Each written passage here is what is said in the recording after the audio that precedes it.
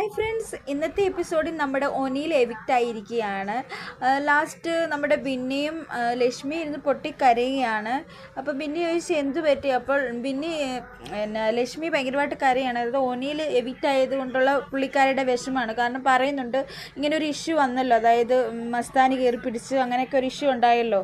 അപ്പോൾ ഞാൻ അവനോട് ഫൊർഗീവ് ചെയ്തത് ഒനിലിൻ്റെ അമ്മയ്ക്ക് ഒത്തിരി ഹർട്ടായി. എനിക്കത് അറിയാം. എൻ്റെ മോനും ഇങ്ങനെയൊക്കെ വരുവാണെങ്കിൽ ഞാനും ഇങ്ങനെ വിഷമിക്കും. അപ്പോൾ അവരുടെ അമ്മ എന്തുമാത്രം വിഷമിച്ച് കാണുമെന്നൊക്കെ പറഞ്ഞ് ഭയങ്കരമായിട്ട് കരയുന്നുണ്ട്.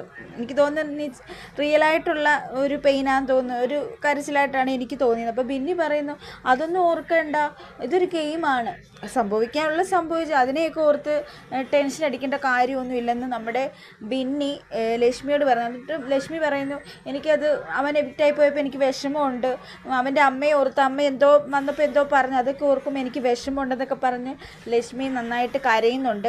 സത്യം പറഞ്ഞാൽ ഒനിയിൽ ഇന്ന് ഔട്ടായി പോയപ്പോൾ ഒരുപാട് വിഷമം തോന്നി.